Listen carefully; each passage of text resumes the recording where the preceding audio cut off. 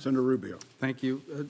Director Comey, the meeting in the Oval Office where he made the request about Mike Flynn, was that the only time he asked you to hopefully let it go?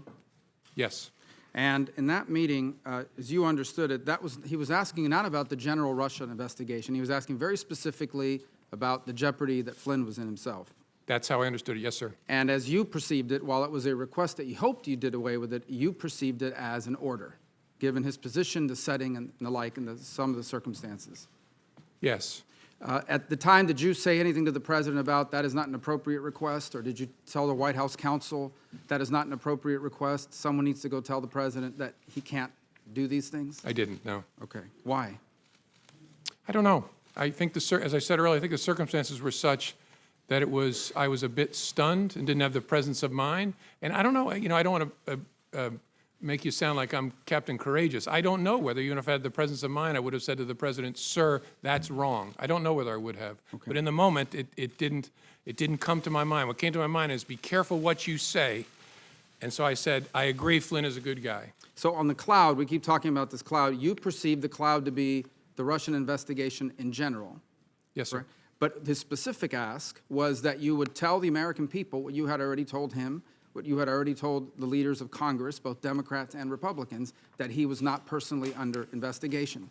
Yes, sir. In fact, he was asking you to do what you have done here today. Correct. Yes, sir. Okay. And again, at that setting, did you say to the president that it would be inappropriate for you to do so, and then talk to the White House counsel or anybody, so hopefully they would talk to him and tell him that he couldn't do this? First time I said, I'll see what we can do. Second time, I explained how it should work, that the White House counsel should contact the Deputy Attorney General.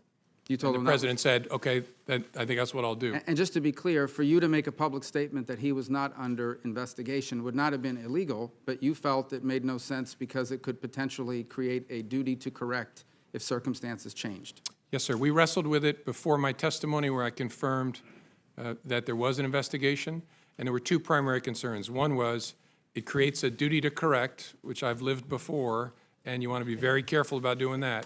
And second, it's a slippery slope because if we say the president and the vice president aren't under investigation, what's the principled basis for stopping? Okay. And so the leadership at Justice, Acting Attorney General Bente, said you're not going to do that. Now, on March 30th, during the phone call about General Flynn, you said he abruptly shifted and brought up something that you call, quote unquote, the McCabe thing. Specifically, the McCabe thing, as you understood it, was that McCabe's wife had received campaign money from what I assume means Terry McAuliffe. Yes, sir. That's was very close to the Clintons. And so why had the president at any point in time expressed to you concern, opposition, potential opposition to McCabe? I don't like this guy because he got money from someone that's close to Clinton. He had asked me during previous conversations about Andy McCabe and said, in essence, how's he going to be with me as president? I was pretty rough on him on the campaign trail. He was rough on McCabe? He was rough, by his own account. He said he was rough on McCabe and Mrs. McCabe on the campaign trail. How's he going to be? And I assured the president, Andy is a total pro.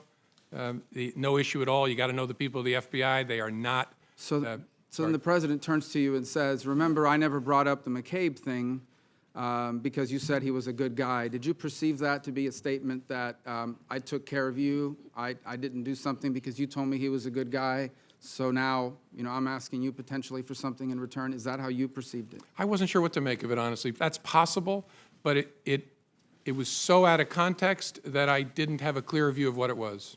Now, on a number of occasions here, you bring up, let's talk now about the general Russia investigation, okay? In page 6 of your testimony, you say, the first thing you say is, he asked what we could do to, quote unquote, lift the cloud, the general Russia investigation, and you responded that we were investigating the matter as quickly as we could and that there would be great benefit if we didn't find anything to having done the work well, and he agreed. He reemphasized the problems it was causing him, but he agreed. So in essence, the president agreed with your statement that it would be great if we could have an investigation, all the facts came out, and we found nothing. So he agreed that that would be ideal, but this cloud is still messing up my ability to do the rest of my agenda. Is that an accurate assessment of? Yes, sir. He actually went farther than that. He said, and if some of my satellites did something wrong, it'd be good to find that out. Well, that's the second part, and that is the satellites. He said if one of my satellites, I imagine by that he meant some of the other people surrounding his campaign did something wrong, it would be great to know that as well.